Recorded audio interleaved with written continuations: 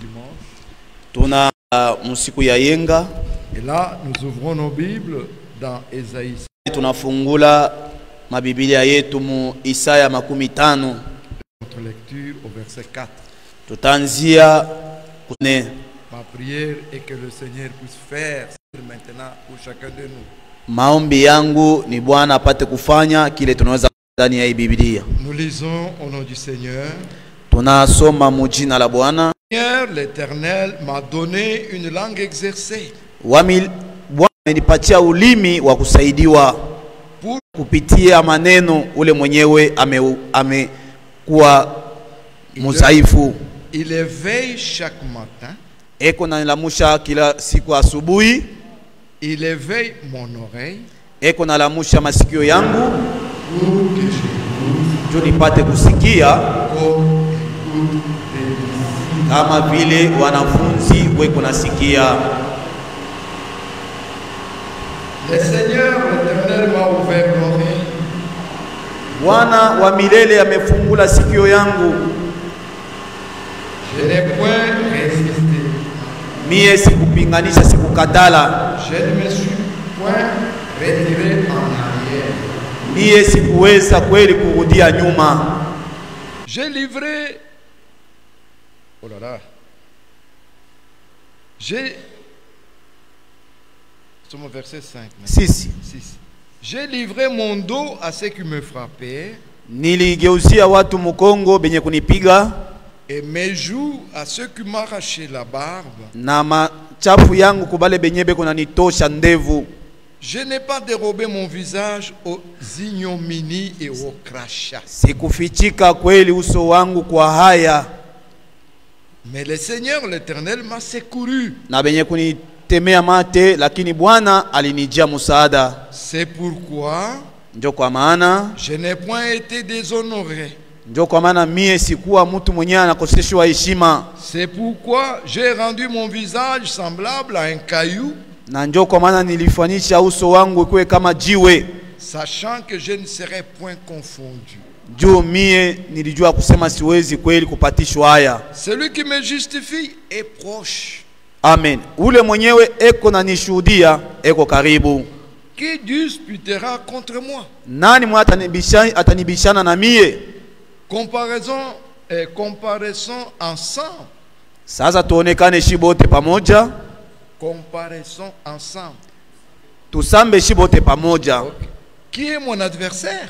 Nani njo adui yangu, mpinganishani wangu? Qu'il s'avance vers moi.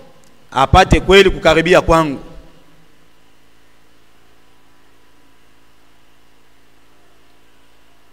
Nefu. Oui.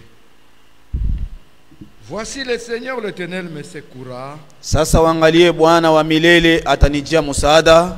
Qui me condamnera? Nani mwenye atanihukumu? Voici ils tomberont tous en lambeaux. Bote kweli batanguka kama vile nguo ishazeeka. Comme un vêtement. Kama vile nguo. La teigne les dévorera. Na kutu itabamaliza. Quiconque parmi vous craint l'Éternel.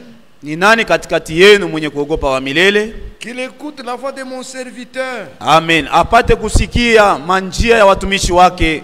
Y en a-t-il dans la salle?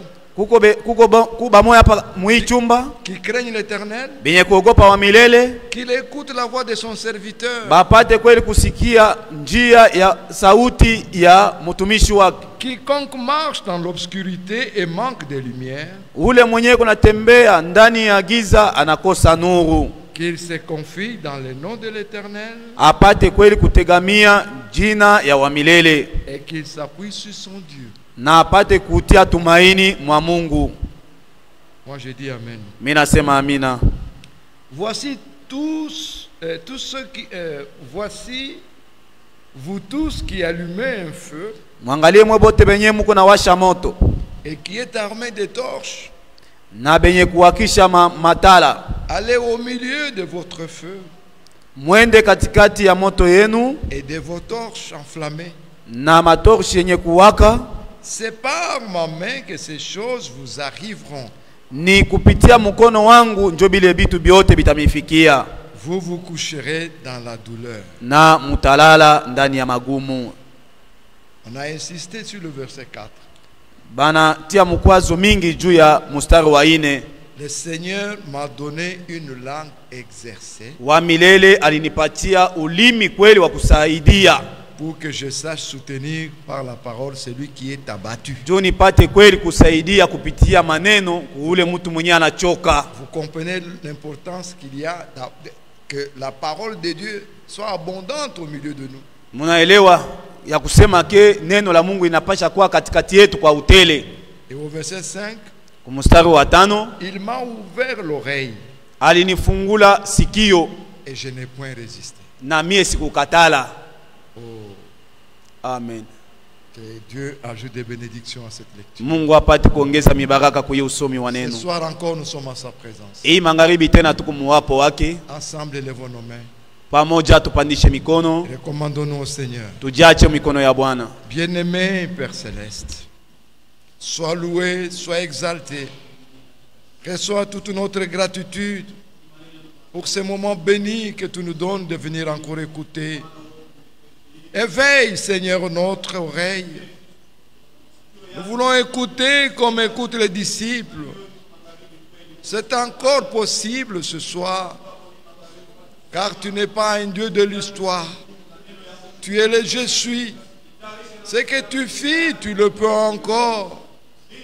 C'est pourquoi, Seigneur, en ta présence, nous te prions avant toute chose de nous pardonner dans nos manquements, faiblesses, dans toutes nos imperfections. Seigneur, parce que nous sommes en ta présence, viens-nous en aide, ôte-nous tout ce qui n'est pas de toi. Que l'amour de ta parole abonde dans chaque cœur. Soutiens-nous, que du début jusqu'à la fin, Seigneur, tu te glorifies comme le vivant et le ressuscité. Car nous croyons à ta fidélité. Seigneur, agis au milieu de ton peuple. C'est toi qui as dit là où 2 ou 3 sont assemblés à mon nom. Je suis au milieu d'eux.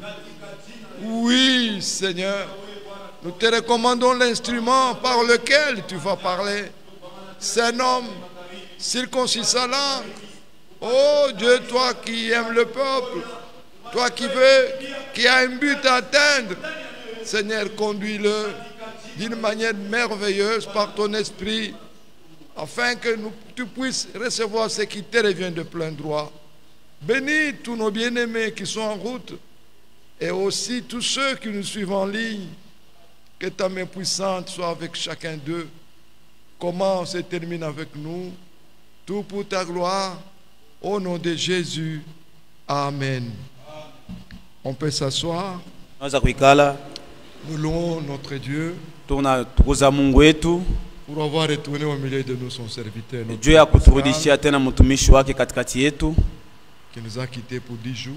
Alituacha hapa masiku 10. Il l'a bien gardé en allant et au retour. Alimuchunga kwenda na kurudia kwake. Que son nom soit loué. Jina la Mungu wetu isifiwe. Nous les louons aussi pour notre frère Isaac qui est devant nous. Tunamtukuza tena kwa kuona ndugu wetu Isaac katikati Lui yetu. aussi était faible, Alikuwa mzaifu, mais sa présence parmi nous, c'est que le Seigneur l'a soutenu.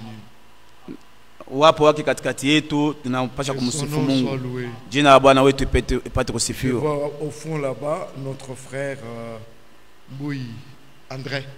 Naona tena kule kumwisha ndugu wetu Andre. Voulez-vous vous lever, mon frère? Ndugu wetu anaweza kusimama. Oui, il vient de Kinshasa. Anatoka ku Kinshasa. C'est Ngiringiri. Hein? Il vient de Ngiringiri. Anakuya kutoka Kungiringiri. Oui, Ndiyo. nous l'avions annoncé, il est arrivé. Tuliwatangazia aishafika. Nous te saluons au nom de notre Seigneur et Sauveur Jésus-Christ. Tunakusalimia mjina la Bwana na mkombozi wetu Yesu Et Kristo. nous souhaitons la bienvenue au milieu de nous. Pe tosengi yele lamu katikati na biso. Ça, c'est ta famille. O ezali libota na yo. Oui. Nous avons aussi d'autres frères d'Ngiringiri ici au milieu de nous. Toza na ndeko na biso ya Ngiringiri aza kati na biso. Ah, qui étaient, qui sont maintenant. Azalaki kuna sikoyo akome elongo na biso awo. Ok. Nous allons chanter juste un cantique. Choisissons un cantique court. Hein? Ça, Tutaimba on donne tout le temps aux frères. 272 Chant de victoire, Konéti, c'était cité. Combien? 272.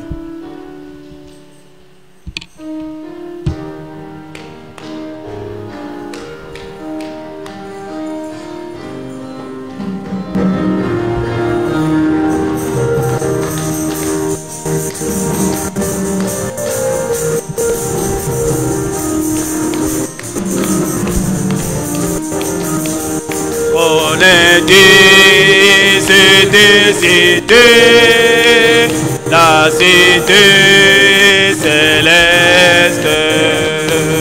Dans ce milieu, tout éclate, plis d'ombre funeste.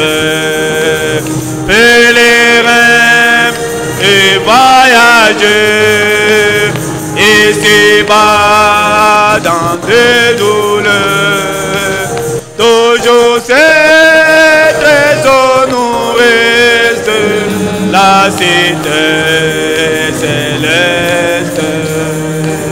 Toujours c'est trésor nous reste, la cité céleste.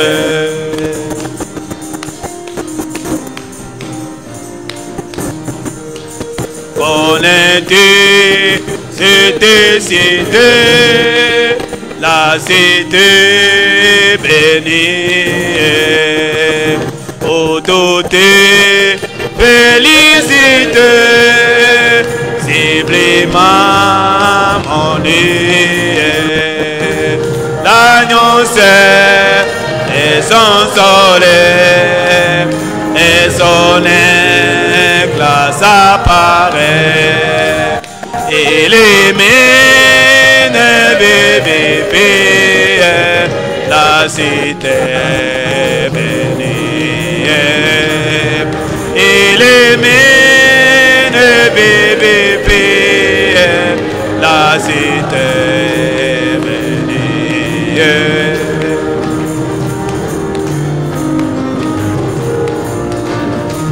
Nos des pères et d'Asie et notre patrie. Connais-tu les vrais bébés, l'abri de la vie est plus de fardeau à jamais pour les ailes toutes les paix de Dieu là, c'est de chérir, c'est notre patrie. De Dieu là, c'est de chérir, c'est notre patrie.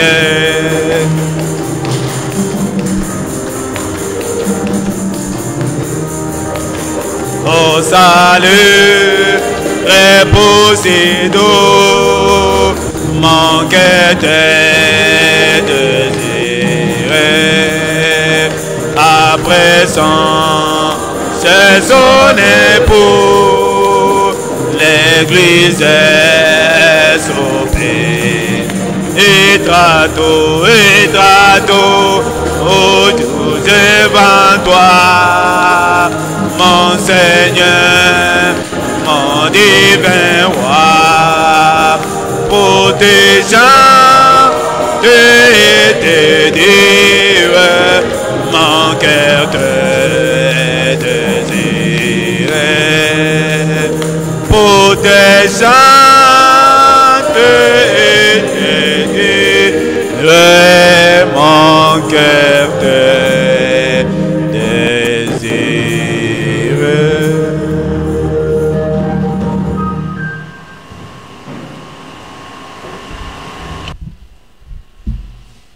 Dieu vous bénisse.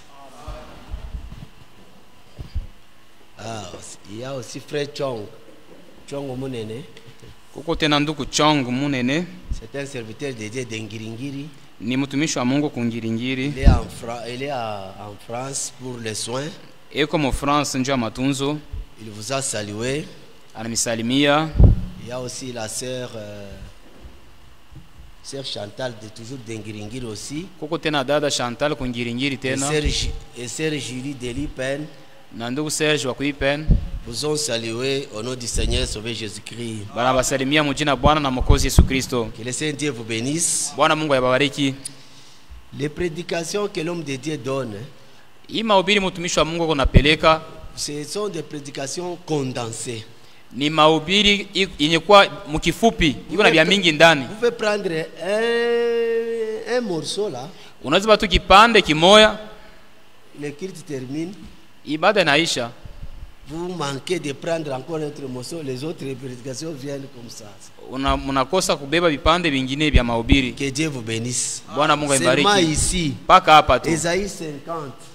Isaya 15 Ésaïe 50, verset 4. mstari ya 4.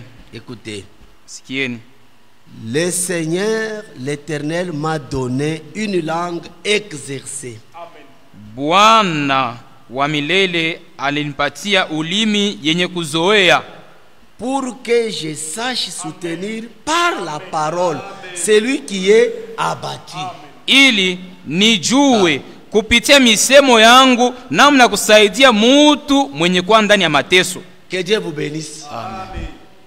Le Seigneur nous Bwana. a donné une langue exercée. Bwana Mungu anesha kutupatia ulimi yenye kuzobelea, Pour qu'avec cette langue exercée, ili kupitia na hii ulimi yenye kuzoea je sache soutenir nijue kusaidia celui qui est abattu. mwenye kuwa ndani ya huzuni. N'est-ce pas ça? Si ndio vile? Frère, sœur, Ndugu na dada, tu as trouvé ton frère ou ta sœur dans une situation critique, très abattu, très faible là. unakuta ndugu yako wala dada yako Acculé par des problèmes. mwenye kusongwa na mamambo. Si réellement le Seigneur t'a donné cette langue exercée, Kama kweli Bwana alikupatia hii ulimi yenye kuzoea, tu vas les soutenir. utamsaidia. Amen. Amen. Êtes-vous ici? Mko hapa Afin que je sache soutenir. Tu vois un frère très abattu. Même si quelqu'un est tombé, elle est tellement... Tu vois quand quelqu'un... Il commence à fuir même les frères. unaona mtu kama anatenda zambi anakimbia kata banduku. Maintenant toi tu viens. Asa unafika sasa, Avec le marteau. Frère, bonjour avec notre Dieu. C'est jo unafika na nsando sasa pale, wewe yuko unacheza na Mungu wetu wewe.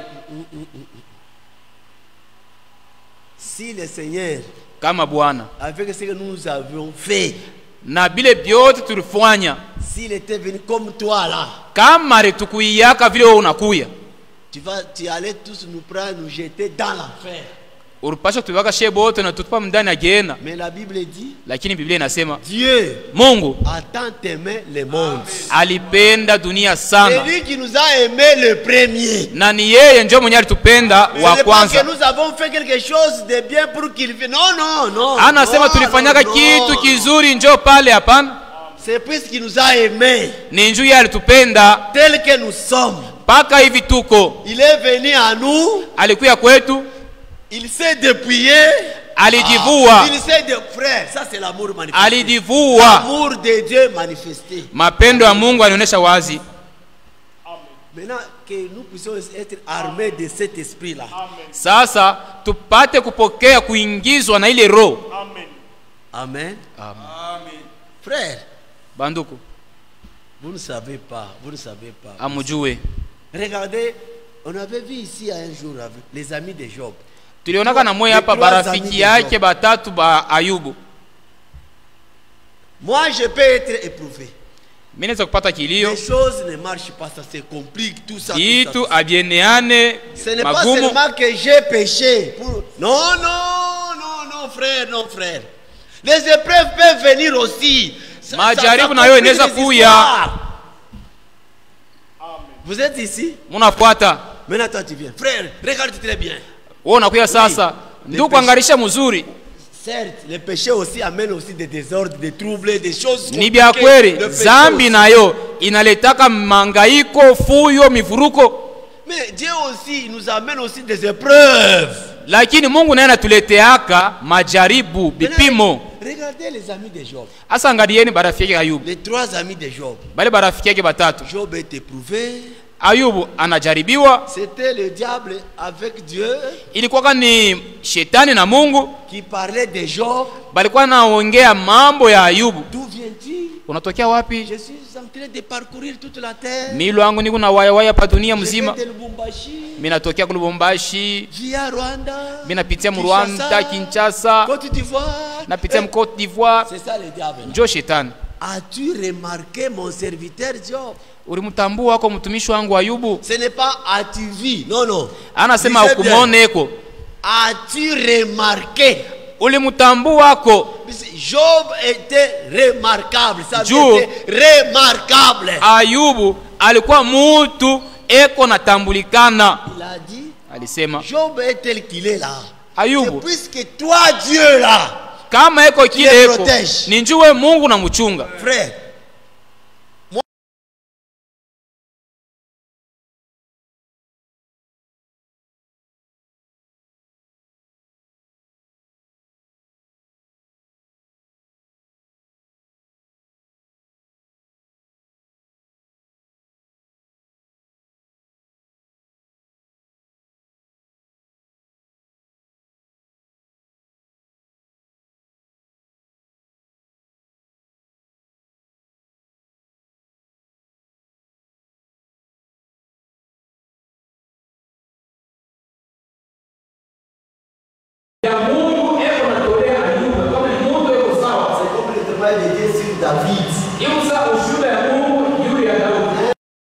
selon mon cœur. Asema huyu ni mutu kufuatana na moyo wangu. Job lui dit non, c'est puisque. Shetani asema hapana, ni njuu. Mungu asema okay, mimi nakuichikia, wende. Wende. Wende ufanye bila unaenda kafanya, utaona hasta nikana. Les histoires compliquées sont venues. Magumu ilifika. Les amis de Job Barafiki yake ne Ayubu savaient pas que ici il y a une autre histoire. abakuli wake asema hapa ni mambo ingine kunafika. Tu as péché. Asema wewe ulitenda dhambi. Tu as péché. Wewe hivi nafika mpaka dhambi ulifanya. Tes enfants. Mwingine anakuja sema watoto Là yako où ils vont la fêter là. kule baenda kafaka karamu. C'est là peut-être ils ont péché alors. Sengine ndio kule balifanyia dhambi. Frère. Le Seigneur, l'Éternel m'a donné une langue exercée. Bwana wa milele alinipatia ulimi yenye kuzoea ili nijue namna soutenir ya kusaidia par la parole kupitia neno celui qui est abattu. Ule mwenye kwa ndani ya mateso. Il éveille chaque matin. Eko naamusha kila asubuhi. Il éveille mon oreille. Eko naamusha sikio langu pour que j'écoute. ili nisikie. C'est ça. Amen. Comme écoute des disciples. Ili nisikie paka vile bafuasi wala banafunzi wanasikiaka. Les disciples, banafunzi en d'autres termes, misemo ingine les élèves, ni batoto ya masomo. Les disciples, Dieu les voit comme ses élèves à lui. Banafunzi Mungu unabaona saa batoto ya masomo bake. Ils sont à son école. Bale beko kuyake masomo pour apprendre de lui. Njuu ya kujifunza kwake. Lisons un peu les amis de Job. Tusome kwanza barafiki yake ya Ayubu. Regardez comment avec ça vous pouvez consoler quelqu'un comme ça. Na hii mutafariji mtu je. Prenons Job chapitre 4. Le premier ami. Ayubu sura ya 4. Écoutez. Job chapitre 4 verset 2. Ayubu sura ya 4 mstari ya pili. Cet homme c'est Eliphaz de Théman. Huyu mtu jina yake ni Eliphaz wa Kutema. Pris la parole et dit. Akabeba neno na kusema hivi. Si nous osons ouvrir la bouche, kama tu tunapima kufungula kino hapa, en sera-t-il peiné? Wewe utahuzunika juu ya ile. Voilà un ami là. Muone tu rafiki. Si nous osons ouvrir la bouche, toi Job, en sera-t-il peiné? Shehe hapa kama tunafungula kino tuanze kusema, wewe utahuzunika? Mais qui pourrait garder le silence? Lakini ni nani anaweza bakia kimya? Voici. Tazama. Tu as souvent enseigné les autres. Wewe unafundishaka zaidi bengine. Tu as fortifié les mains de languissantes. Ulisaidia batu wenye kuwa na mikono unatetemeka. Tes paroles ont révélé ceux qui chancelaient. maneno yako ont relevé ce qui chancelait. maneno yako ya mkinwa ilishimamisha yulu bale balikuwa bwana pempa pempa. Tu as fermé les genoux qui pliaient. Ulisaidia kuleta nguvu kumagoti ilikuwa yenye kuchoka na Et kukunjama. maintenant qu'il s'agit de toi, Sasa hapa mambo ni yako sasa. tu faiblis. Sasa wewe unaanza kuchoka. Tu faiblis. Unaregea. Quand les autres là, tu conseillais, tu faiblis. Bengine ulikuwa na bashauria na bafanyisha Maintenant, il hivi. s'agit de toi, tu faiblis. Hapa sasa mambo yanakubamba na wewe unachoka. Maintenant que tu es atteint, Sasa hapa mambo yanakufikia. tu te troubles. Unaanza kuhangaika Avec des gens comme ça. na batu bainamu. Quelqu'un est malade, Mtu yuko na une gonjwa. petite maladie. Toi, tu viens encore. Quand tu sors, la maladie augmente. Wewe unafika mtu na magonjwa kiloko, unafika paka hivi ndio malaria inaongezeka. Ta crainte de Dieu Kuogopa kwako kwa Mungu. n'est-elle pas ton soutien?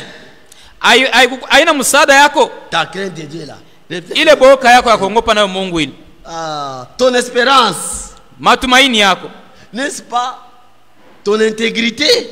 Ana njoo unyolokefu wako. Ça c'est le premier ami là. Premier ami. Huyu ni rafiki yule wa kwanza. Le deuxième, Wa pili.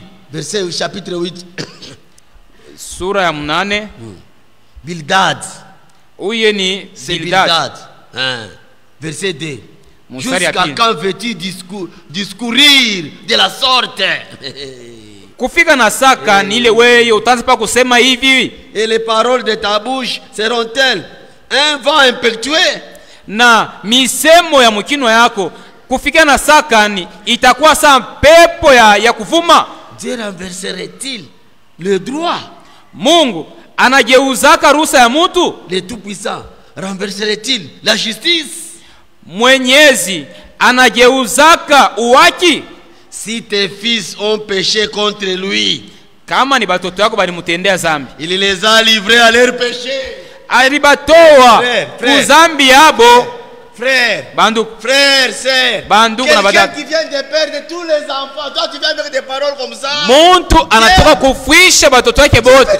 Wewe unafika unaanza kumwambia Tu veux me tuer encore? Au lieu de me utamua, consoler. ole kumfariji unamwambia hivi utamua. Tes fils Batoto yako banaume ont péché.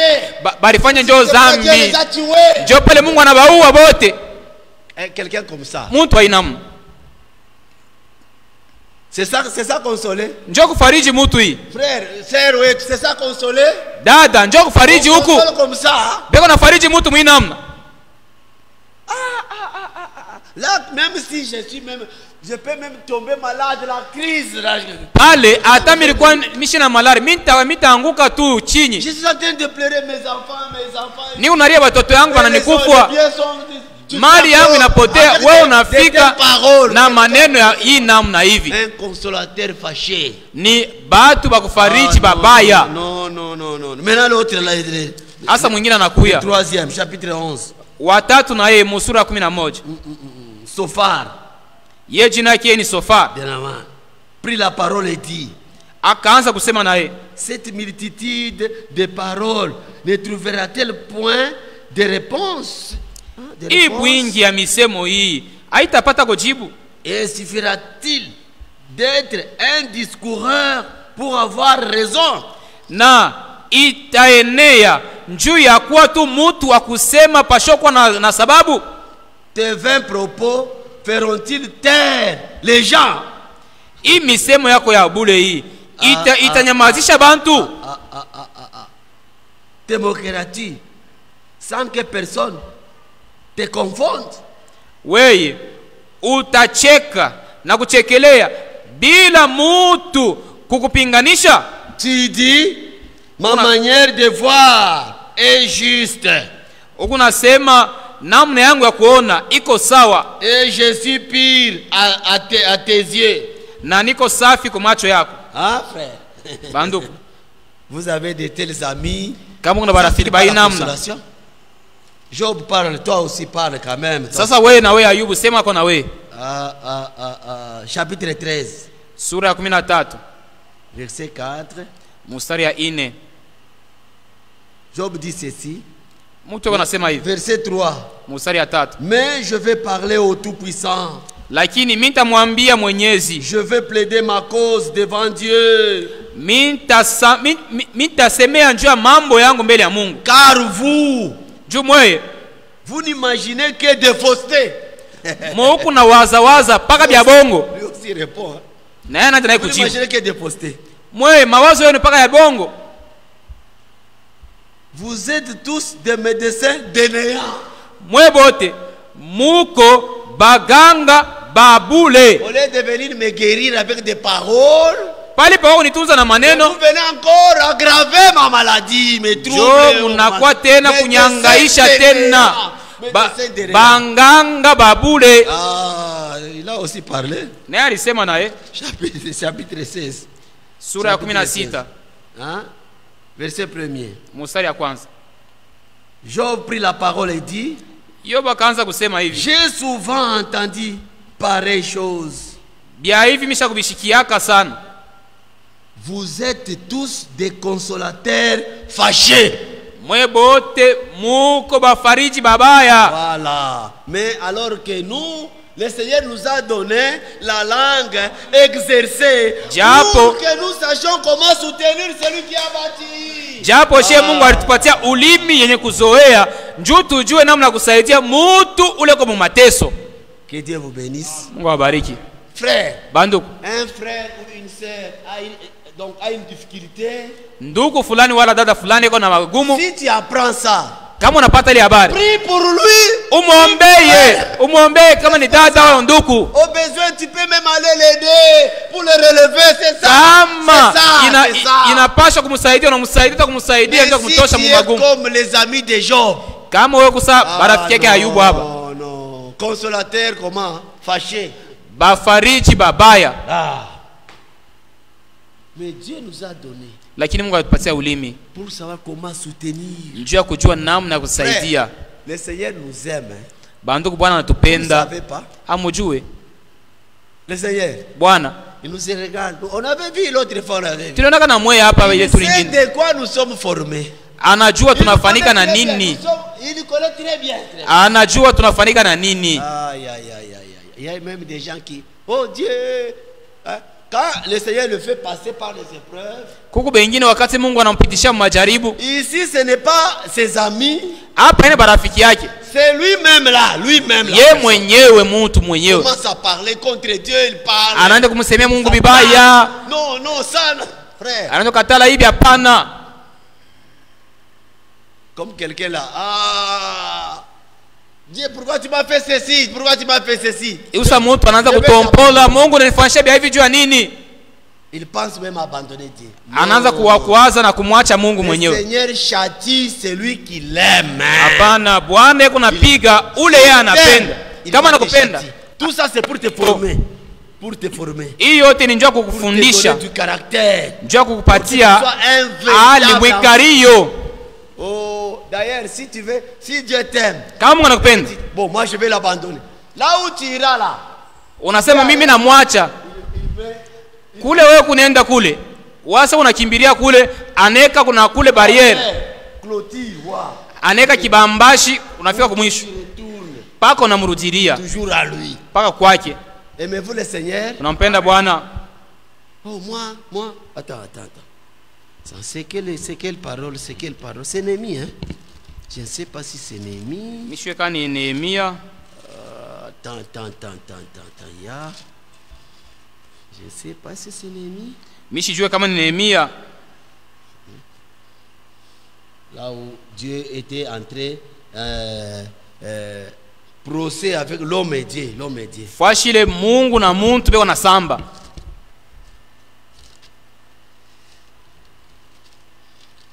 Là, l'homme est en train de parloter.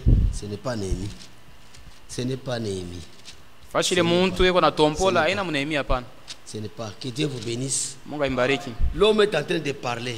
Muntu yeko nasema kanya. Pourquoi Dieu nini Mungu? Dieu vient parler maintenant à l'homme. Mungu na kuambia mtu sasa. 6 mois. Kama mimi j'étais abandonné. Si tout ce que tu dis là, c'est la vérité. Dieu parle maintenant, c'était aux enfants d'Israël. Souviens-toi. Kumbuka. C'est que Balak kile Balak disait alikuwa anasemaka, sur Israël, kile alikuwa anasemaka juu ya Israeli, ce que Balak disait à Balaam, kile Balak alikuwa anambiaka Balaam, et maintenant la réponse que Balaam lui avait donnée, na ile jibu Balaam alimpatiaka.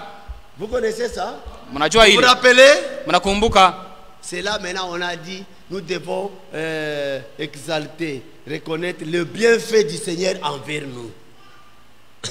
Ndio pale wanasema tunapaswa kumbuka matendo mema ya Là où il Mungu est kwetu. écrit, on t'a fait connaître, ô homme, ce qui est bien. Pale wanakuambia sema banakujulisha o mutu kitu kinyekwa kizuri. Que Dieu vous bénisse. Mungu aimbariki. Le Seigneur nous fait toujours du bien. Bwana kila wakati yeye anatutendeaka paka bizuri. Amen. Amen. Regarde. Angalia. Job chapitre 33. Ayubu makumi Job tatu. 33. Prenons ça un peu. Tatu. Job 33. Ayubu makumi tatu na tatu. Ça doit être Michée. Hein? Inaweza kuwa Mumika. C'est que la pensée dont je suis en train de chercher là. Ile wazo ni unatafuta ile. Ça doit être Michée. Attends. Allez un peu dans Michée 6. Tuende kwanza Mumika sura ya Michée 6. 6. Ça doit être dans Michée.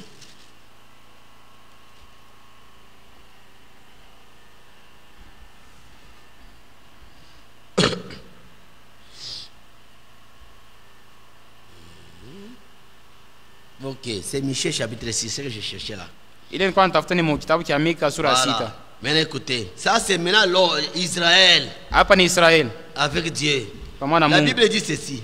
Biblia inasema hivi. Écoutez donc ce que dit l'Éternel. Musikie basi kile Bwana yuko nasema. Lève-toi, Simama. plaide devant les montagnes, Wewe samba mbele ya milima.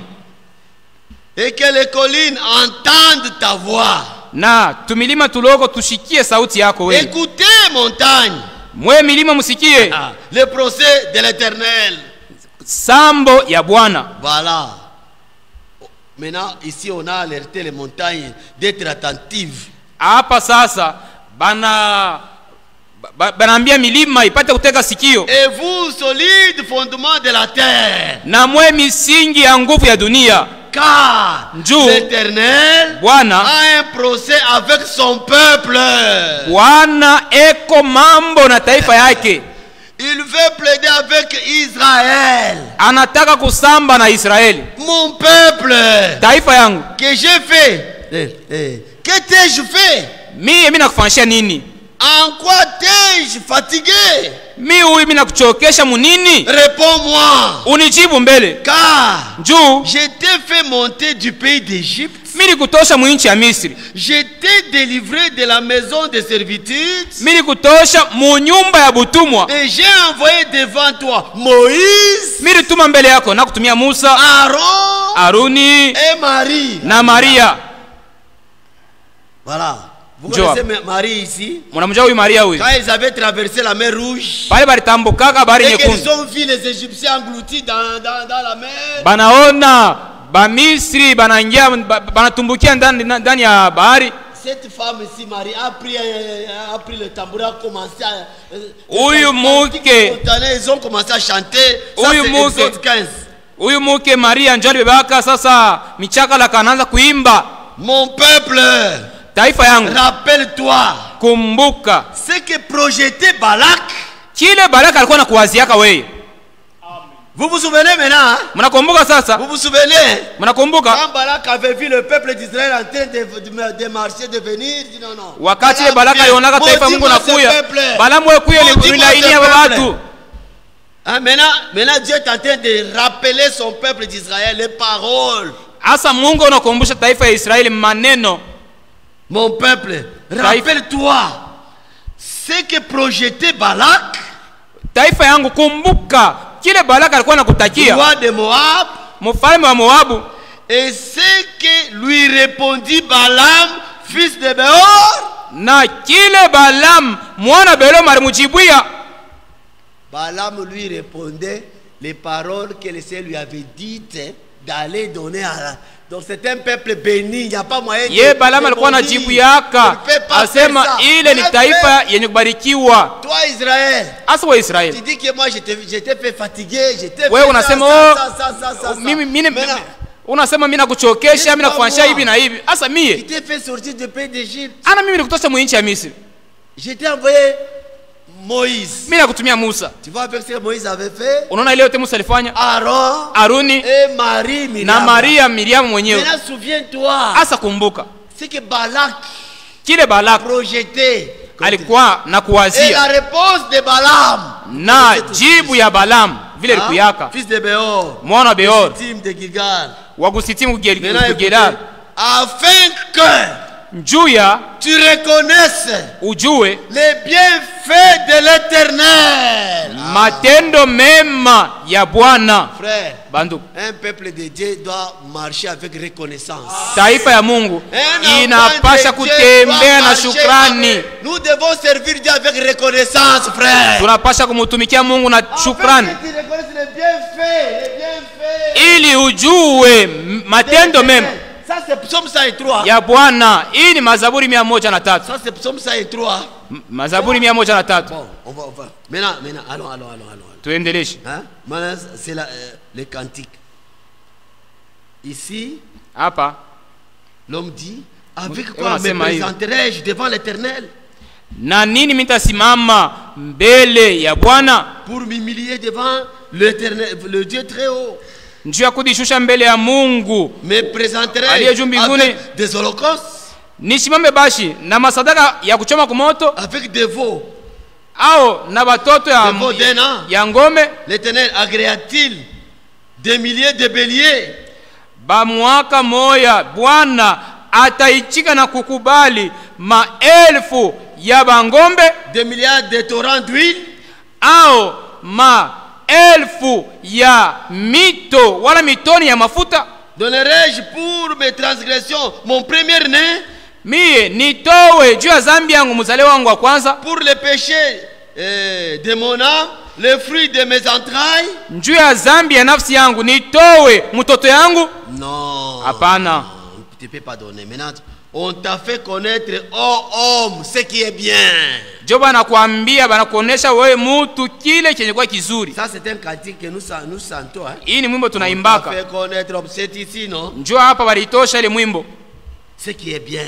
chenye kwa Et ce kizuri. que l'Éternel demande de toi, Na kile Bwana kuna kuomba c'est que tu pratiques la justice ni kusema wewe utende uwaki et que tu aimes la miséricorde. na upende rehema. Aimons la miséricorde. Tupende rehema. Aimons la miséricorde.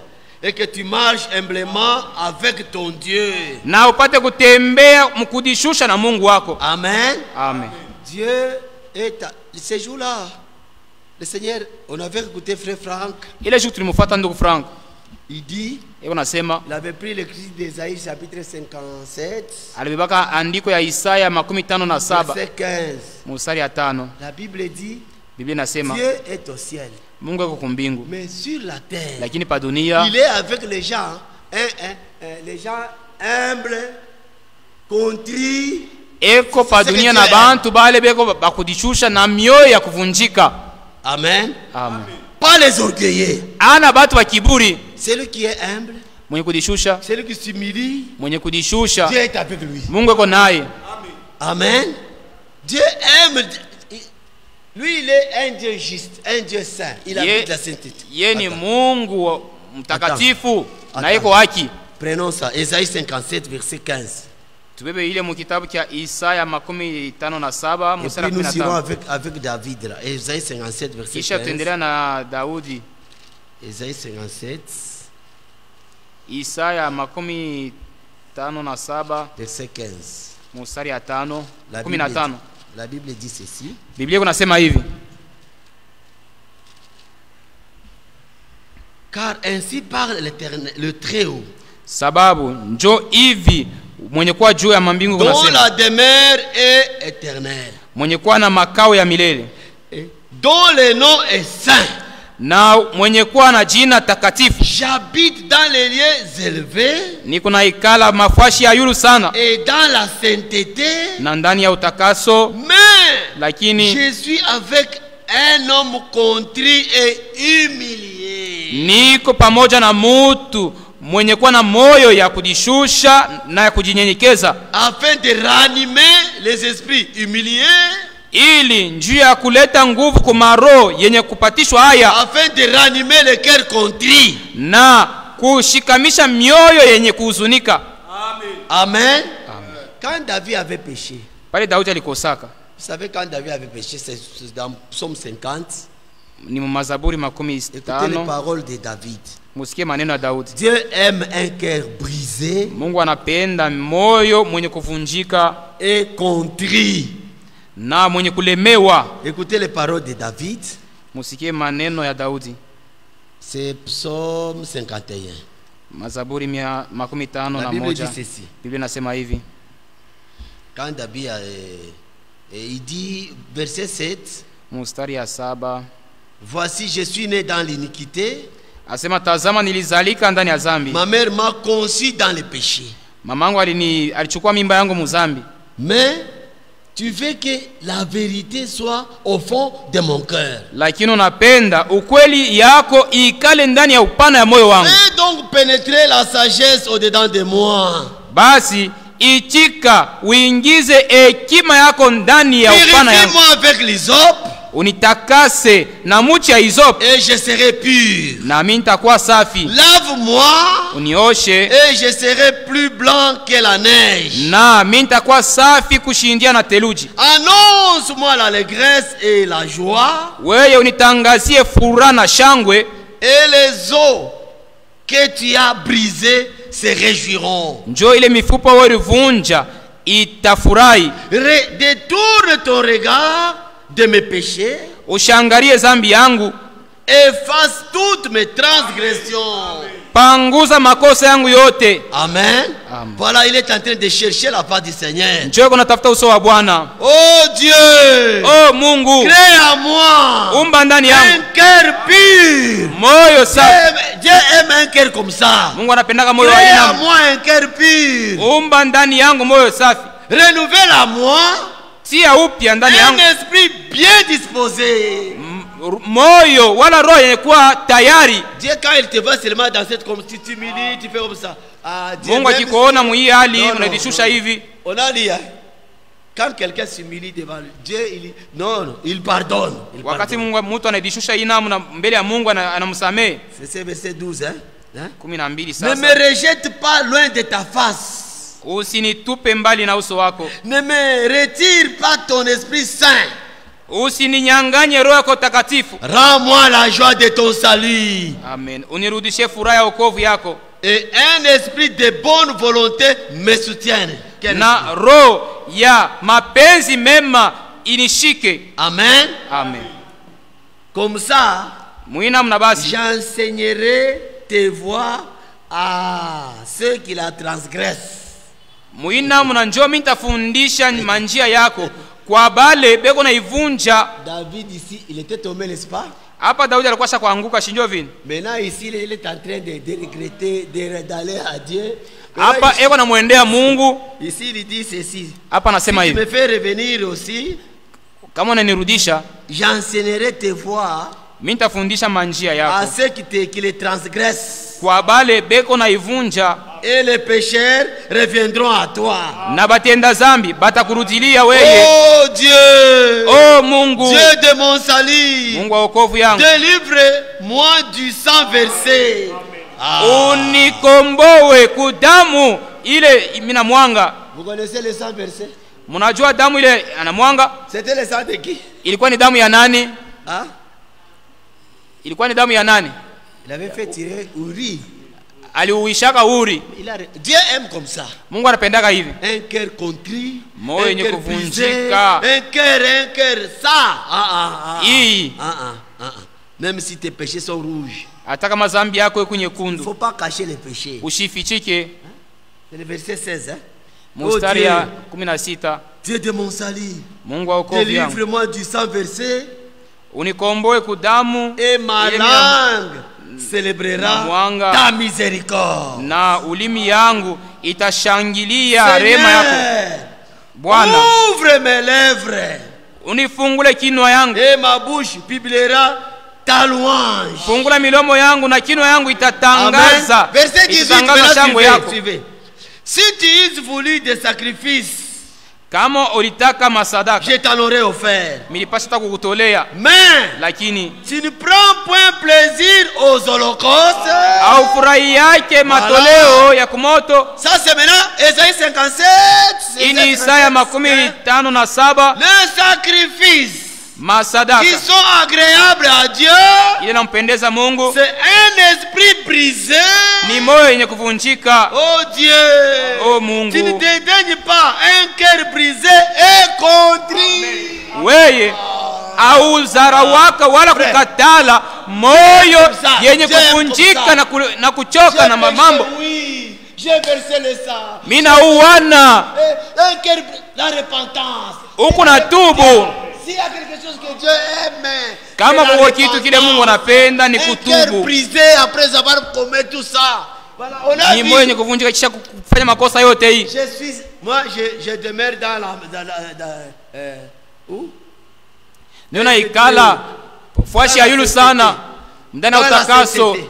Mais sur la terre, lakini pa dunia, sur la terre, pa dunia je suis niko avec celui qui a un cœur pamoja na ule mwenye kuwa na moyo yenye kuvunjika na yenye kuvua. Ça Dieu aime. Hii Mungu anapenda. Je vous dis, Dieu aime un cœur comme ça. Niko namiambia Mungu anapendaka moyo ya aina namna. Attends. Psaume 34, hein? Attends un peu. Alors un peu dans Psaume 34, quelque chose de semblable. Mumazaburi 34 kuko mambo inafanana na hii. Si je peux trouver verset 19 ou bien. Ah, OK. Verset 19. Mstari ya 19. Voilà. La Bible dit verset 18. Psaume 34 18 d'abord. 18 kwanza. La Bible dit quand le juste crie, wakati ile mwenye yake analalamika, l'Éternel entend. Bwana iko nasikia, il le délivre de toute leur détresse. Na eko na bakomboa kuma huzuni yabo yote. Verset 19. L'Éternel, Bwana n'est pas loin. ana mbali. Il est où? Il est au Roma? Eko wapi?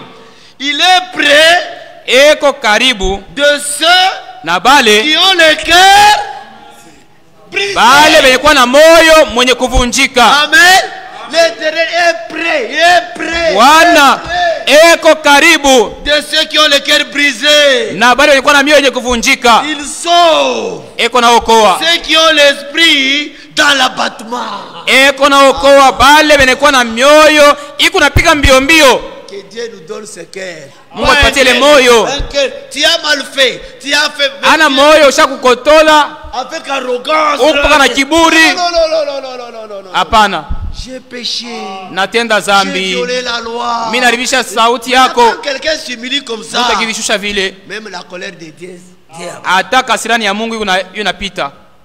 Amen. Amen. Dieu aime la repentance. Mungu anapenda toba. Un cœur contrit. Moyo mwenye kuvunjika. Brisé. Yenye kulemewa. Na yenye kudishusha. Même ça. Mungu anapenda ile. Même si tu as payé. Vous connaissez l'histoire d'Akab. Mnajua mambo ya Akab. Akab avait fait tout ce que vous connaissez de mal. Alifanyaka mabaya yote ile mnajua. Dieu a envoyé un prophète. Mungu anatuma nabii. Il va toi. Asema wewe. Tu as vendu ton droit de l'Est, tu t'es vendu toi. Ushakuliujisha wewe. Je ne sais pas si je peux trouver ça. Attends. C'était grave. Hein? Ilikuwa nguvu sana. Un roi 21 ou bien comment? Est-ce que c'est ça? Vous savez ce qu'ils ont fait? Ils ont fait beaucoup de mal avec sa femme. Est-ce que... Un roi dit 21. Voilà. Un roi 21, voilà. Wafalme wa kwanza sura ya 21. Verset 17. Mstari wa 17. C'est au début là, on avait, vous savez, on avait arraché Naboth sa terre, n'est-ce pas? Et on a fait tuer, on a même tué tous les mauvaises choses comme ça. Mnajua bali munyanganyaka Naboth mashamba yake banamuwisha. Maintenant verset 17. Mstari wa 17. La Bible dit, inasema, alors la parole de l'Éternel fut adressée à Élie le Tishbite en ces mots. Neno ya Bwana ikamwambia Eliya wa kutushibita muhimu semo. Lève-toi. Shimama. Descends au devant d'Akab. Wende mbele ya Akab. roi d'Israël, mfalme wa Israeli à Samarie. kusamaria. Le voilà dans la ville de Naboth. Ye ule eko mumuji ya Naboth. L'héritage, on ne peut pas vendre l'héritage. Abaujishake uriti. Akab a convoité Ye alitamania le champ de Naboth. anatamania mashamba ya Akab Naboth. est allé vers Naboth. Alimwendea Naboth. Il demandait si on peut même lui vendre ça. Asema kama wanaweza hata kumujisha hayo. On m'a dit, Ule bwana asema hapana hata. il ne nous est pas permis de vendre notre héritage. Abatuichikie kujisha uriti yetu. Akab est rentré triste chez lui. Anarudia na huzuni kwake. Très triste. Mwenye Sa kuzunika. femme, Jézabel, une mauvaise conseillère. Bibi yake Jezabel, mshauri mubaya. Pourquoi tu es triste comme ça? We ni nini unahuzunika hivi? Naboth a refusé avec son champ. Oh, Naboth anakatana na mashamba yake kunyojisha. Toi, tu es roi ou bien tu es qui toi? We, huku mfalme au ni mambo kanini? Mange-toi, mange, We, mange. kuri lako salama. Sasa, Chungo ça va taona te hii revenir. mambo mimi nitaisha hayo. Elle écrit ta. Anaandika pale. Naboth a fait.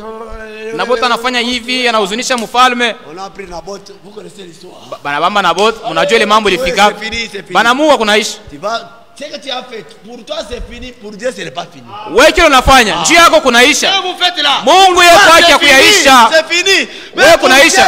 c'est le début, c'est le commencement. Kwa Mungu njoo mwanzo ya mambo C'est le sasa. commencement de ta chute. Njoo mwanzo ya kuanguka kwako. Mais là, Sasa l'homme est mort. mtu anakufa wa benyewe. Il est allé dans le champ là. Anaingia mashamba mule alikuwa anatafuta. L'Éternel appelle son prophète. Va. Njoo mule bwana anaita nabii wake ase wende ule bwana yeye ule mule mu mashamba Il est mule. sérieux avec sa parole. Mungu anamizana neno yake. Verset combien? 18 hein? Alors, Mstari 18.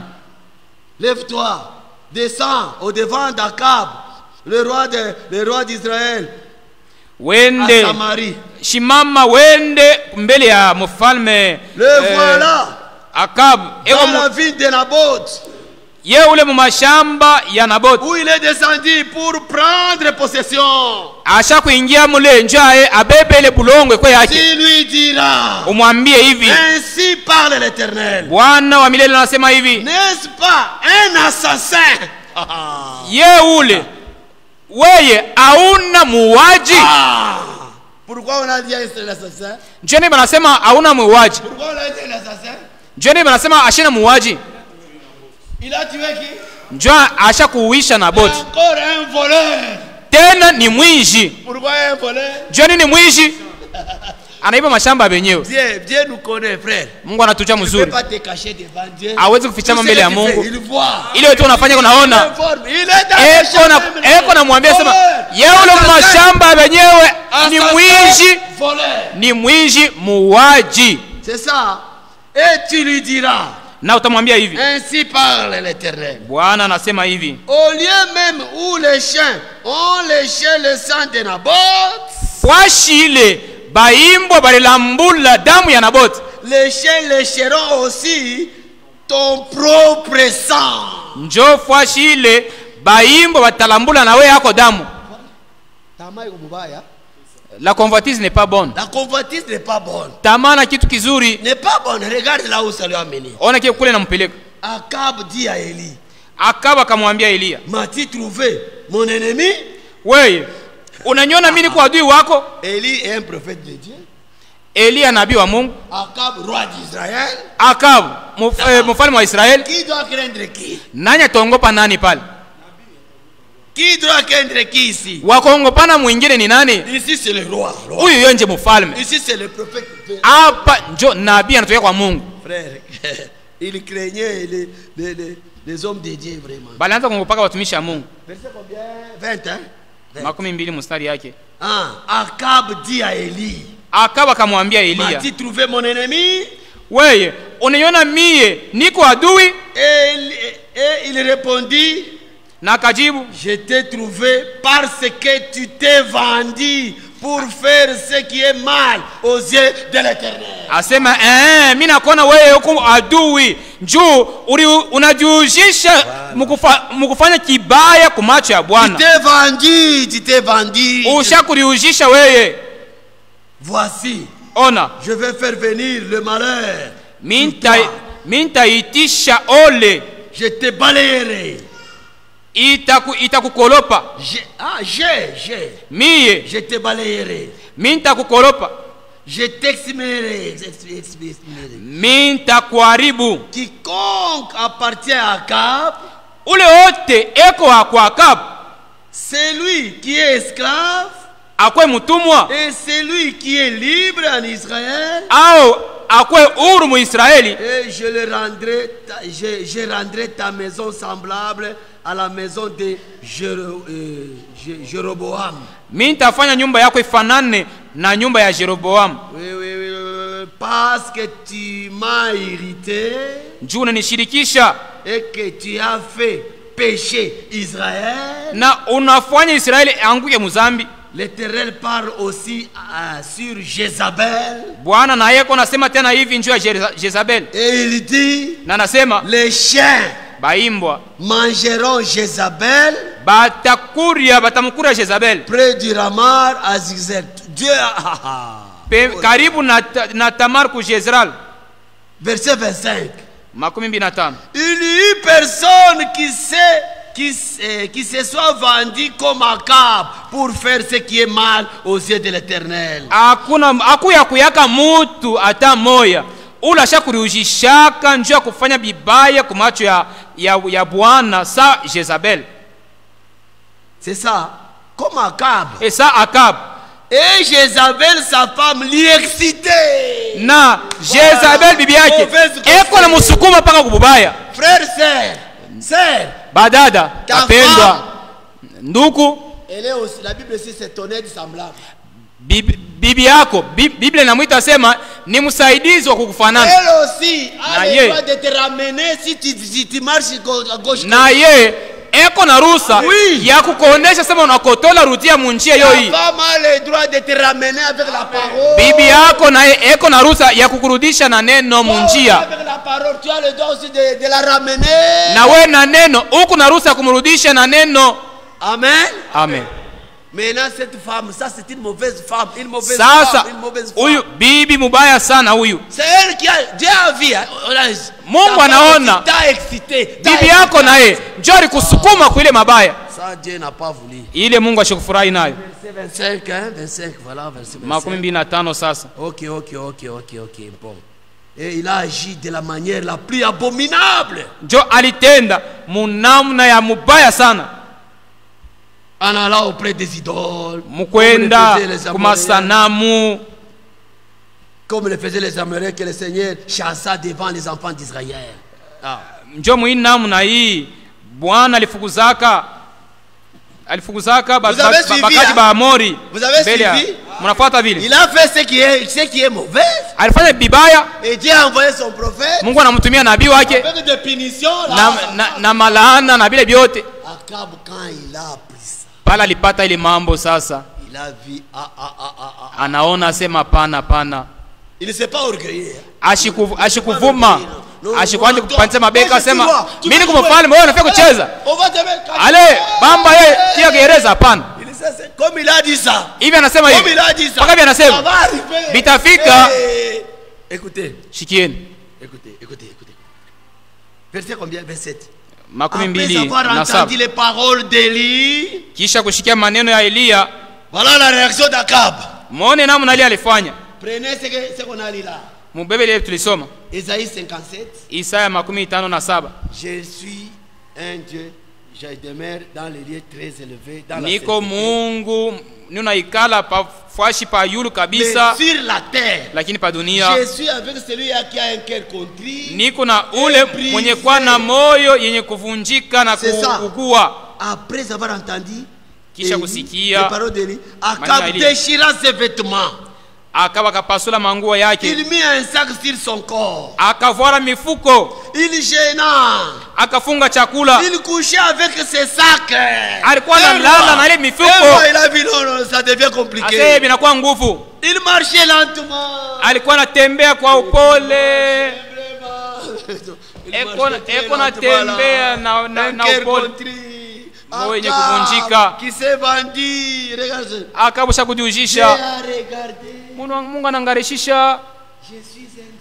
niko Mungu mtakatifu sana, ni unaikala muutakaso, lakini pa dunia niko pamoja na ule mwenye kuwa na moyo wenye kuvunjika na ya kujishusha. Bala nafanya paka kile sauti ya Mungu inasema. Voilà, écoutez, si vous suivez. Tufuate. Êtes-vous ici? Munafuata mzuri. Munafuata. Verset combien? Maintenant c'est 28 hein. Et Dieu a regardé, dit. Mungu Et la anaangarisha parole de l'Éternel fut adressée à Élie, toujours le même Élie. na neno ya Bwana ikamwambia paka Elia moya Le ule Tisbite, wa kutushibiki en ce mot, muhimu semo. Dieu a dit maintenant à Élie. Mungu alisema sasa hivi. C'est Dieu qui parle maintenant à Élie. Mungu anaanza kumwambia Elia, as-tu vu comment Akab s'est humilié? unaona je Elia, unaona ile namna ile Elia anajishusha? As-tu vu comment Akab s'est humilié? Elia, unaona vile ile Akab anajishusha? C'est le même Dieu qui a envoyé Élie avec des paroles. Ule Mungu moya moja alitumaka Elia na maneno ya nguvu nguvu. Akab n'a pas dit comme moi je suis président, je suis roi. Akab alisema vile mimi ndio mfalme, mimi ndio alidishusha lwake. Dieu, Mungu naye il reconnaît sa parole. anajua neno yake Sur la terre, pa dunia. il est avec un cœur humilié. Eko pamoja na mtu mwenye na moyo mwenye kuugua na kudishusha. Sasa njoo kanuni ile Akab alitimiza. Maintenant c'est Dieu qui vient. Asa Mungu ndio Il anakuya. appelle Élie là. Anaita Elia kuya. Elia kuya. Regarde. Angalia mbele. As-tu vu comment Akab s'est humilié devant moi? Uliona namna ile mfalme Akab alishusha mbele yangu?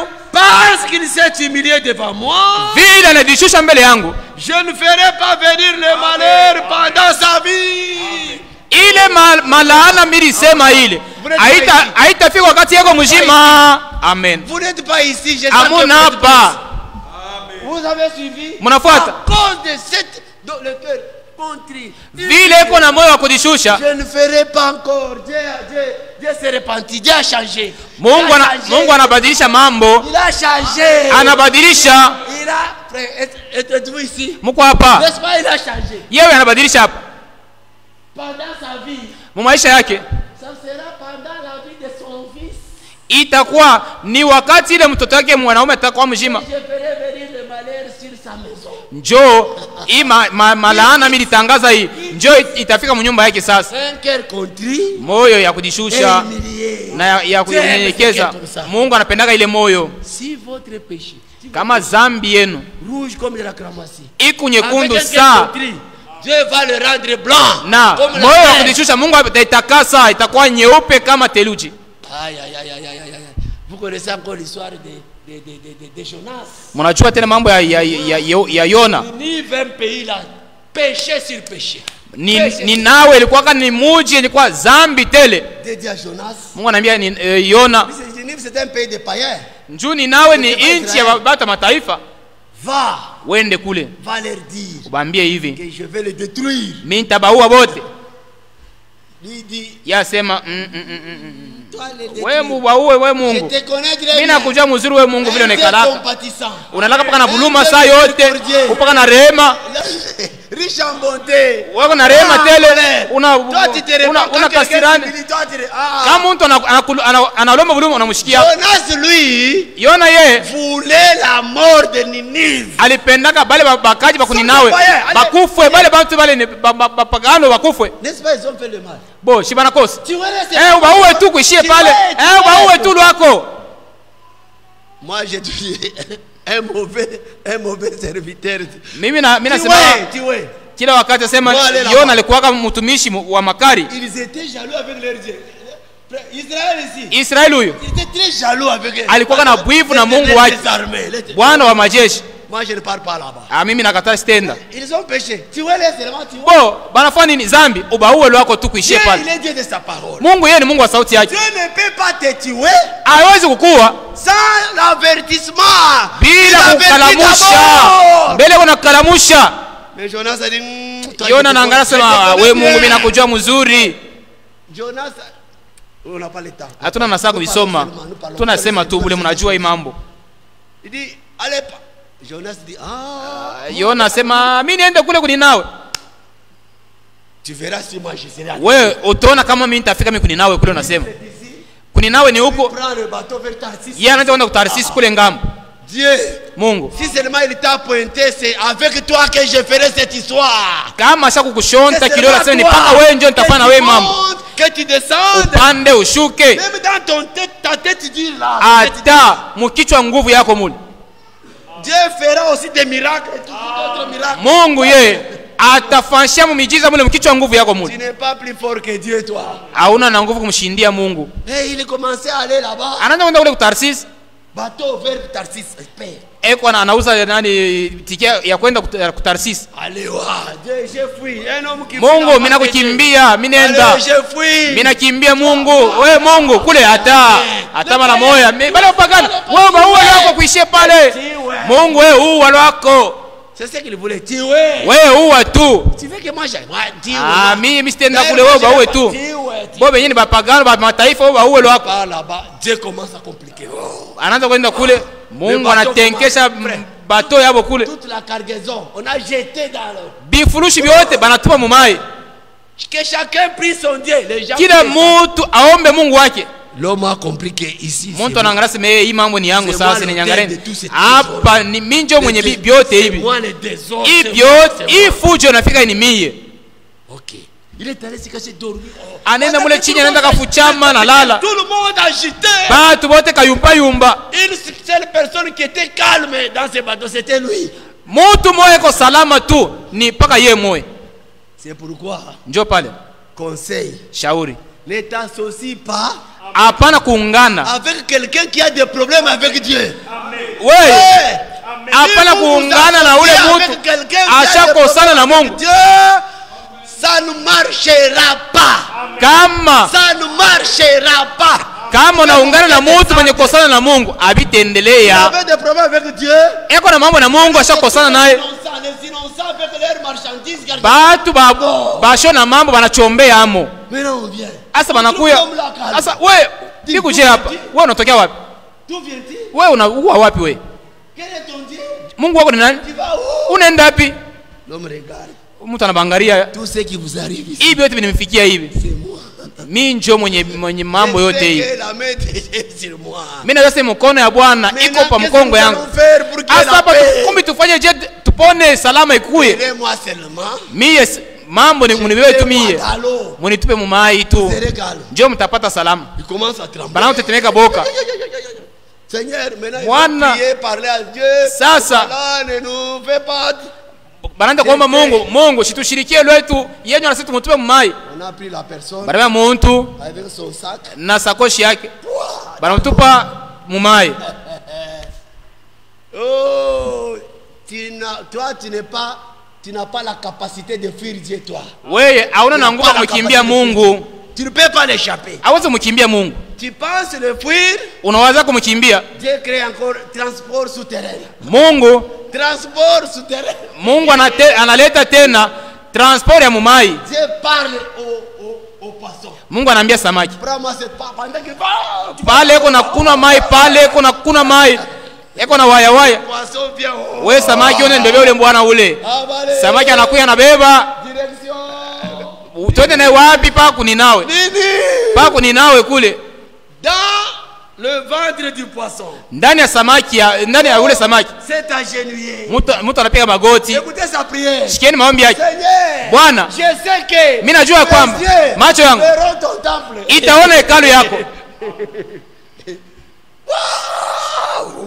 Banenda naye mbio Tout ça, hiyo tei. 3 jours de marche. Mashiku tatu C'était à ya une safari. grande distance, hein. Balikuwa mbali. Jésus est entré là-bas. Yesu aliingia kule. Les gens sont venus voir Jésus. Batu na kumwona Yesu. Montre-nous un signe venant du ciel. Utoneshe ko alama ya kutokea kwa Ça, c'est mbingu. Matthieu 16. Hii ni Mathayo 16. Vraiment, ces gens ici, me Ngaleni hapo demandent bantu un signe wananiuliza venant du alama. ciel. Il leur sera donné aucun signe. Hakuna alama hata moja batawapachia. Comme Jonas. Mpaka saa Yona Voilà, il fallait que Jonas soit têtu. ilipasha Yona kuwa na kichwa nguvu. Pour que Jésus sorte là. Voilà. Njoo Yesu atoshe pale mafundisho. Mashiku tatu. Le fils de l'homme fera aussi 3 jours. Mwana wa mtu naye atafahamu mashiku tatu. Banenda naye mbio samaki Ninive, ni nawe. c'était une ville, grande ville, Ilikuwa mji mkubwa. où il y avait des pêches industrielles. Balikuwa bana lokola samaki na mabyabu. On voit seulement un poisson qui vient. Banaona tu kisamaki kinatokelea pale. Beaucoup de wow.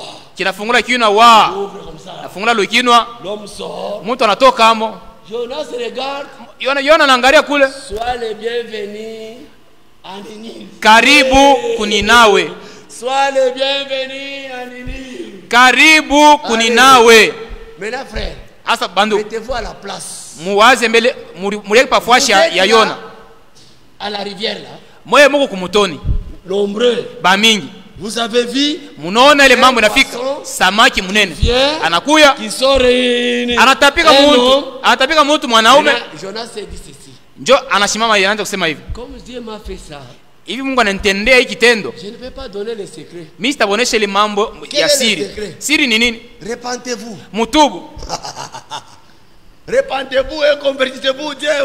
Mwe mutubu na mwache mabaya, Mungu atamisamee. Il commence à marcher. Yeye unaanza kutembea. Encore combien? 40 jours. Kuna bakia mashiku 40. Ninive sera détruite. Hii ni nawe. Encore 40 jours. Atayaribu mashiku 40. Mashiku 40. Njo mahubiri na mahubiri. Paka 40 mashiku inabakia. Écoutez les nouvelles. Mushike saa habari. Chef. Roi. Mfalme. Un poisson. Samaki. Voilà un homme là. Ina meza mutu. Maintenant cet homme là. Inatapika ile mutu. Voilà ce qu'il dit. Yeye ushikia bila kuna sema ile ujumbe. On va détruire Ninive dans 40 jours. Ini nawe batayaribu mashiku 40. Lui croyait, pensait, croyait. Ye aliwazia sema kuna choma ena ponyoka. Toute la ville. Bantu bote muji mshima. Plus de 120 000 hommes. Kushindia 120.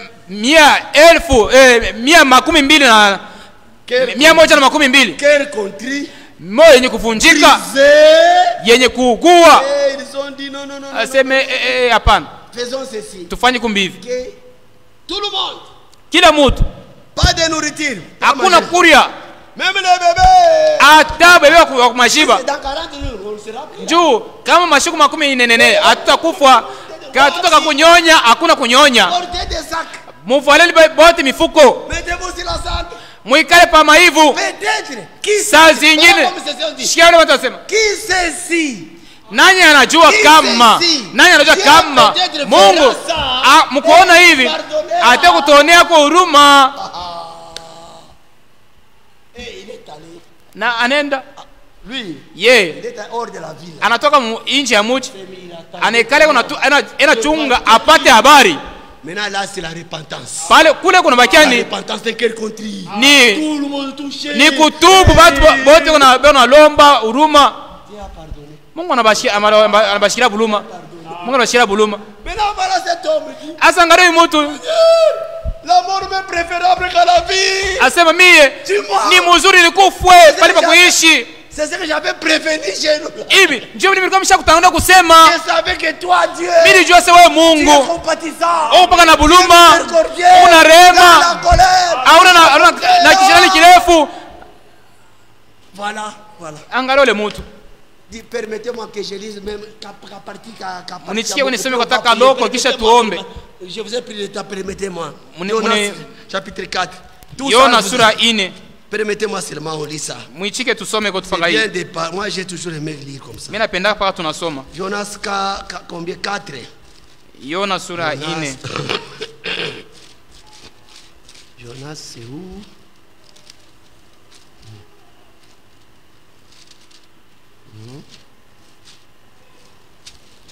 Permettez-moi un peu. Je puisse trouver ça. Muichike tusome kwa ile.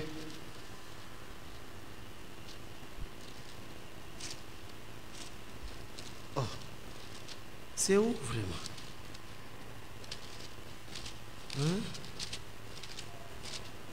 Ah, ok. Chapitre 4. Sura 4.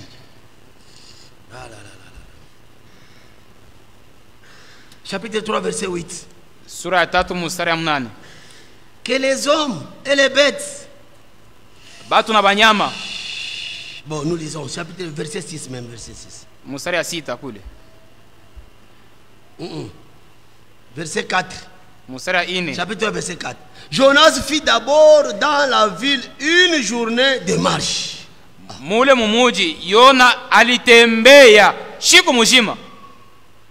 Il criait et disait, Alikuwa analalamika mkusema hivi, encore 40 jours. kuna bakia masiku 40. Ninive est détruite. Ninawe itabomolewa. Il a dit repentez-vous. Alisema mutubu. Vous avez tellement péché, Dieu m'a envoyé. Mwewe mulifanya zambi ya mingi, Mungu ananituma. Si je le révèle ça, il peut Dieu va le pardonner. Moi je n'aime pas. Kama nawaambia tu j'aime qu'il hivi, meure. watatubu. Mais encore Mungu atawarumia. Mimi napenda wakufwe. Ninive est détruite.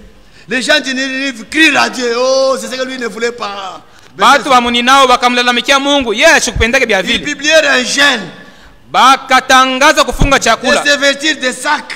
Bakavala mifuko Depuis le plus grand jusqu'au plus petit. kuanzia kwa mkubwa na mdogo. La chose parvint au roi de Ninive. Mambo ikamfikia mfalme wa Ninawe. Il se leva de son trône. Akatoka kwa kiti yake ya enzi cha wafalme. Ôta son manteau. Akatosha ngochi Se yake. couvrit d'un sac. Akavala mfuko. Et s'assit sur la cendre. Akaikala maivu. Il fit faire dans Ninive cette publication Akafanya batangaze hii habari par ordre du roi. kupitia kanuni ya C'est mfalme grand na bakubwa bake. que les hommes, Batu les bêtes, banyama le bœuf, les Bangondo. brebis ne Bang- goûtent de rien.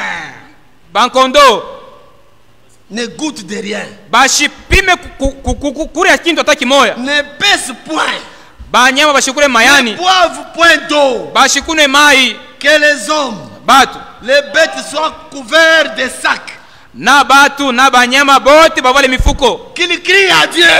Bamlalamike Mungu, Avec Mungu na nguvu ya na sauti ya nguvu. qu'ils reviennent de toutes leurs mauvaises voies. Barudie kumanjia yao mbaya, Et des batokemo actes de violence na matendo ya ukali dont leurs mains sont coupables. ile mikono yao ilifanya. Maintenant, vous dites, qui c'est si? Sasa nani anajua Qui kama c'est si? nani anajua Dieu kama Mungu? ne reviendra pas et ne se repentira pas. Nani anajua kama Mungu anaweza kurudia kwa kumkongo? Et s'il ne renoncera pas de son ardente colère, Na kama shezi kuacha kwa kasirani yake kubwa, en sorte que nous ne périssions point. ili tushikufwe. Verset 10. Mstari ya 10. Dieu vit. Mungu akaona, Dieu vit. Mungu akaona Il s'agissait ainsi. ya kwamba walikuwa wanatenda vile. Esaïe 57. Isaya Esaïe 57. 57:7. Mais sur la terre, Lakini pa dunia niko pamoja na ule uko na moyo wenye kuvunjika. Dieu vit. Mungu akaona, C'est ça, njoo vile. hein, qui s'agissait ainsi.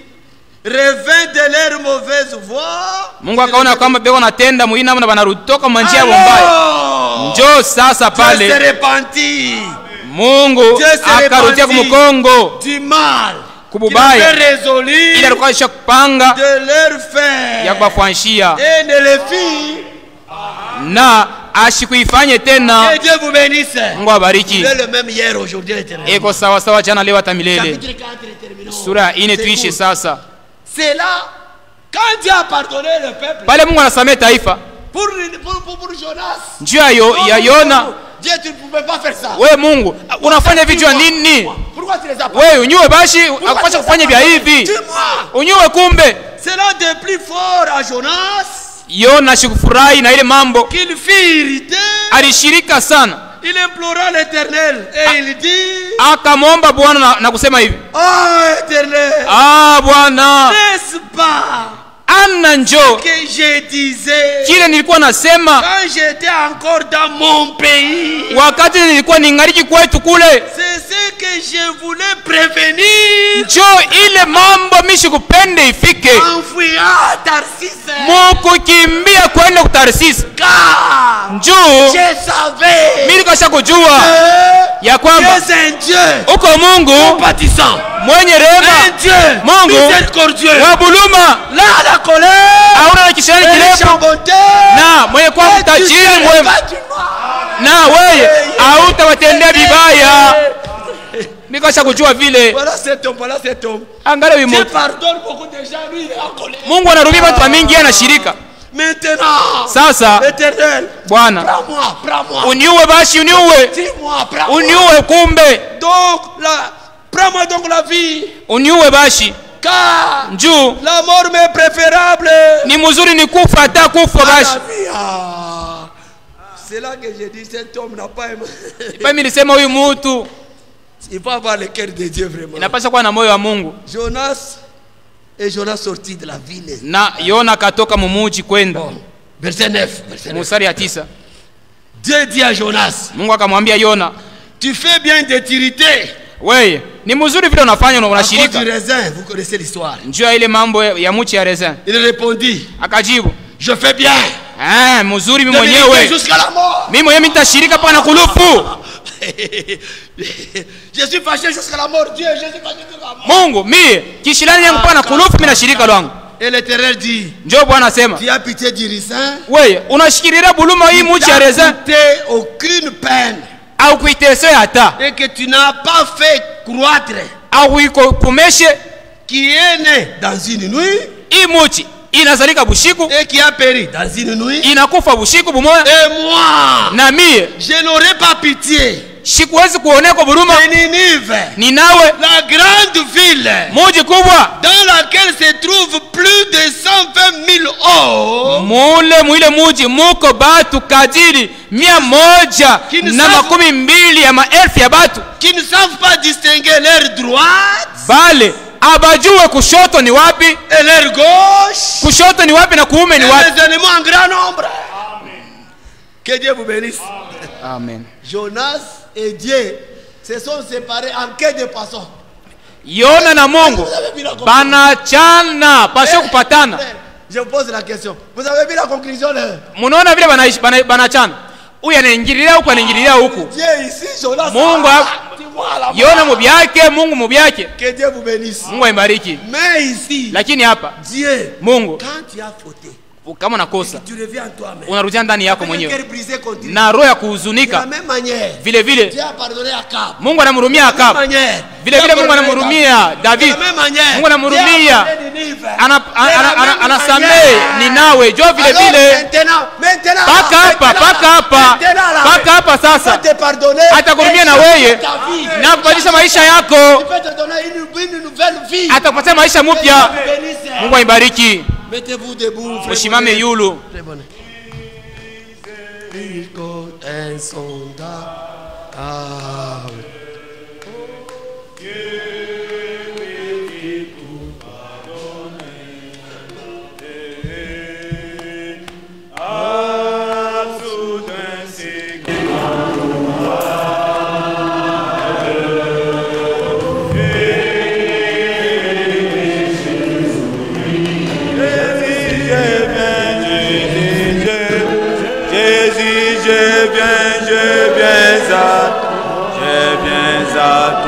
Tel que je suis, je viens à toi, certainement. Jésus, je viens à toi, tel que je suis.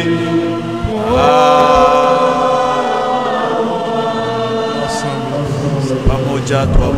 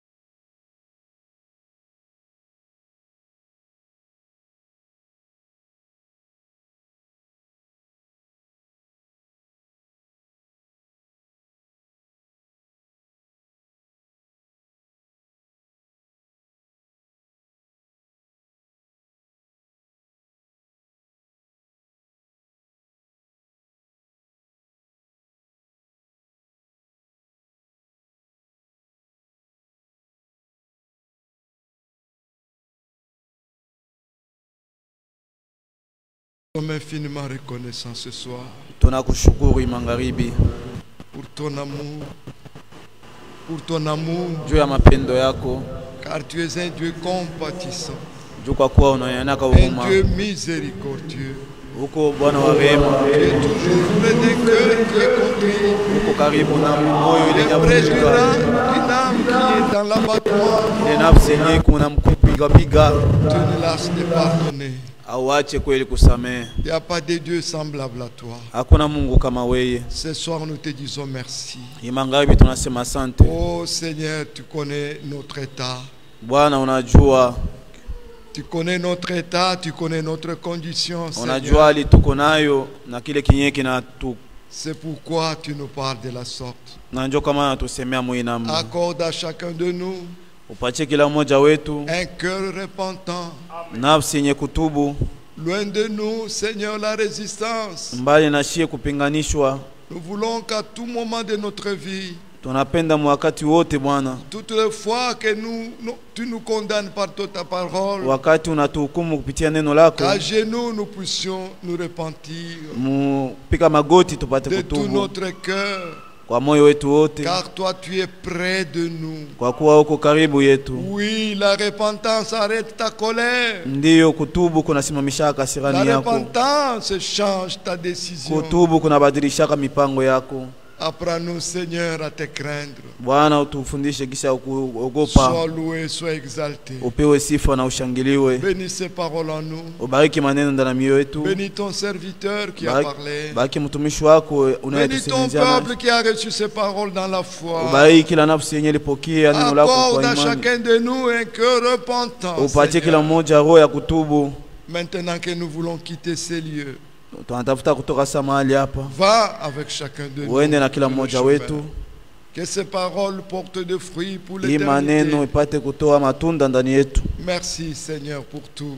Asante Mungu wetu, Reçois l'honneur et la gloire. upokee heshima na Au utukufu nom de Jésus. mu jina la Yesu, Amen. amen.